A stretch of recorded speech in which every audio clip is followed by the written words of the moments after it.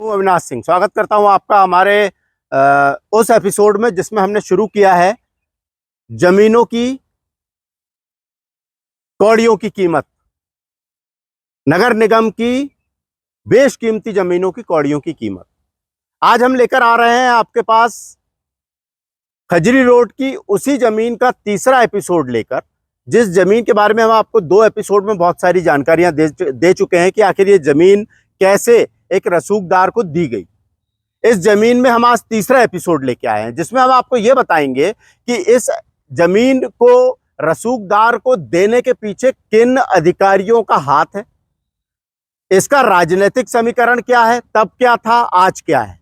ये हम बात आज आपको इस तीसरे एपिसोड में बताएंगे। और इसके बाद हम आपको एक और जमीन जो कि बेशकीमती, शहर की सबसे बेशकीमती जमीन जिसको नगर निगम ने गिरवी रखा था, और अब उस जमीन पर कैसे भूमाफिया ने अपना अधिकार जमाया है और इसमें कैसे एक गठबंधन शामिल है नेताओं का, भूमाफिया का और रसूखदारों का, ये हम अगले एक नए एपिसोड में आपको बताएंगे। फिलहाल खजरी रोड की इस जमीन के तीसरे एपिसोड को सुनिए।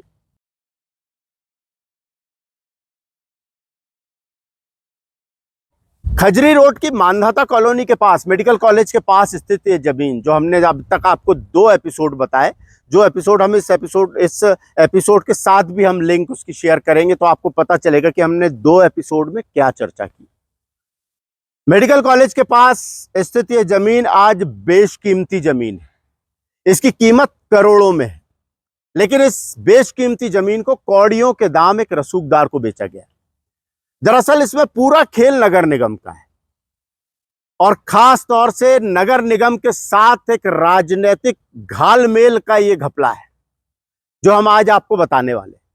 सेकेंड एपिसोड में हमने ये बताया था कि ये जमीन कब वीरेंद्र सतीजा को दी गई थी। 1997-98 में ये जमीन वीरेंद्र सतीजा जी को प्लांटेशन के लिए दी गई थी। एक बाकायदा एक अनुबंध, अस्थाई लीज पे नगर पालिका ने ये जमीन दी थी, एक अनुबंध हुआ था और उस अनुबंध की शर्तों का पालन नहीं किया गया तो बाय लॉ ऑफ कॉन्ट्रैक्ट ये बात वहीं खत्म हो जाती है, क्योंकि कॉन्ट्रैक्ट का न्याय ये कहता है, कॉन्ट्रैक्ट की शर्तें ये कहती हैं कि जिस चीज के लिए किसी बात का कॉन्ट्रैक्ट किया जा रहा है, अनुबंध किया जा रहा है, उस अनुबंध की वो शर्त पूरी ना हो तो वो कॉन्ट्रैक्ट स्वतः ही समाप्त हो जाता है। और फिर तो ये अस्थाई लीज का मामला था, अस्थाई लीज का कॉन्ट्रैक्ट था। खैर, ये सेकंड एपिसोड में हम आपको बता चुके हैं। थर्ड एपिसोड आज हम लेके आए हैं उस बात को लेके कि जब इस जमीन की लीज को लीगली नगर निगम ने निरस्त किया और फिर लीगली नगर निगम ने कैसे इस जमीन को वापस उसी रसूखदार को बेच दिया, वो भी 1997-98 के क्राइटेरिया पर, 1997-98 के कलेक्टर रेट पर। 1997 में जो कलेक्टर रेट इस जमीन का था, जो जमीन की कीमत थी, उस कीमत पे इस जमीन को 2019 में बेचा गया। इसके पहले हम बात करेंगे 2017 की। दरअसल ये प्रकरण 2006 से लगातार चालू था। 2006 से भूभाटक इस जमीन पर निर्धारण करने के लिए जो आवेदन लगाया गया, तब से प्रकरण लगातार चल रहा था। 5 मई 2017 को इस जमीन की लीज, जो अस्थाई लीज या स्थाई लीज जो भी थी, वो निरस्त कर दी गई। हालांकि वो तो पहले ही निरस्त हो चुकी थी, इतनी बड़ी प्रक्रिया की आवश्यकता नहीं थी, लेकिन नगर निगम ने 5 मई 2017 को इस जमीन की अस्थाई लीज को भी निरस्त कर दिया। कैसे? 2017 में सरकार भाजपा की थी, नगर निगम भाजपा की बैठी हुई थी। कांता योगेश सदारंग जो थी वो नगर निगम की महापौर थी और नगर निगम के कमिश्नर थे इक्षित गढ़पाले। इस पूरे मामले में इक्षित गढ़पाले की भूमिका बड़ी रोमांचक है। 5 मई 1917 को इक्षित गढ़पाले ने इस जमीन को निरस्त कर दिया, इस जमीन की लीज को निरस्त कर दिया। अब खेल शुरू होता है नया। जमीन की लीज निरस्त हुई साहब, और जमीन की लीज निरस्त होने के बाद इस जमीन पर दावा करने वाले वीरेंद्र सतीजा न्यायालय पहुंच गए। ठीक है, वो उनका अधिकार था कि वो इस जमीन को लेकर न्यायालय जा सकते थे, लेकिन दावा मजबूत नगर निगम का था। दावा नगर निगम का इसलिए मजबूत था क्योंकि 1997 का अनुबंध, उसी अनुबंध पे ये सब कुछ चला आ रहा है। वो अनुबंध पहले ही कॉन्ट्रैक्ट के नियमों के आधार पर निरस्त हो चुका है, किसी भी कोर्ट में उसको चैलेंज नहीं किया जा सकता, ये बड़ी बात। लेकिन फिर भी 2006 में जब भूभाटक निर्धारण करने की बात आई तो तब से लेकर ये केस चलता रहा। आखिरकार भाजपा की सरकार मध्य प्रदेश में, भाजपा की नगर निगम, कांता योगेश सदारंग महापौर और कमिश्नर इच्छित गढ़पाले, उस समय इस लीज को निरस्त कर दिया गया पूरी तरह से। जमीन पर दावा रखने वाले वीरेंद्र सतीजा इस मामले को लेकर कोर्ट पहुंचते हैं। मामला 2 साल लगभग कोर्ट में चलता है। 2018 में सरकार बदल जाती है। 2018 में सरकार बदलती है और मुख्यमंत्री बनते हैं कमलनाथ, जिनकी राजनीति 45 सालों तक छिंदवाड़ा में रही।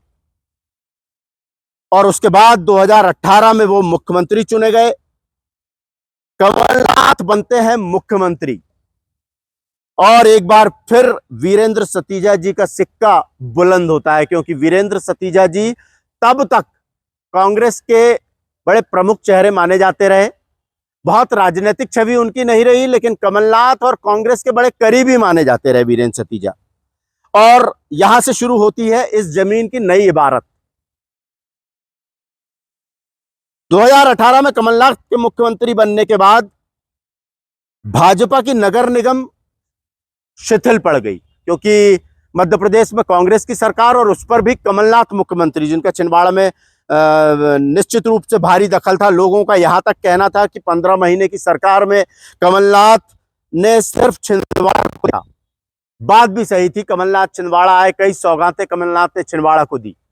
लेकिन अचानक नगर निगम ने इस जमीन के मामले में एक नया खेल खेला। इस जमीन में के मामले में एक नया खेल नगर निगम ने खेला। कमिश्नर इच्छित गढ़पाले रहे, मुख्य कार्यपालन यंत्री एनएस बघेल रहे, और इन दोनों का इस पूरे मामले में बड़ा खेल रहा। 7 जुलाई 2019 की बात हम कर रहे हैं, जब कांग्रेस की सरकार है, कमलनाथ मुख्यमंत्री है। 7 जुलाई 2019 को न्यायालय में, नेशनल लोक अदालत के अंदर एक समझौता होता है और उस समझौते के अनुसार यह जमीन वीरेंद्र सतीजा को सौंप दी जाती है। इस जमीन पर नगर निगम ने, इस आदेश का हवाला देते हुए नगर निगम ने, जब इच्छित गढ़पाले नगर निगम के कमिश्नर थे, उन्होंने इस जमीन को वीरेंद्र सतीजा जी को बेच दिया। कीमतें सुनकर आप हैरान रह जाएंगे। मात्र 28 लाख रुपए में यह जमीन, 12,600 स्क्वायर फीट यह जमीन, जिसकी आज कीमत करोड़ों में, यह जमीन केवल 28 लाख रुपए में 1997-98 के कलेक्टर रेट जो इस जमीन के रहे होंगे, उस रेट के आधार पर यह जमीन वीरेंद्र सतीजा जी को बेच दी गई। तो ये हम यहां खत्म करते हैं अपना तीसरा एपिसोड।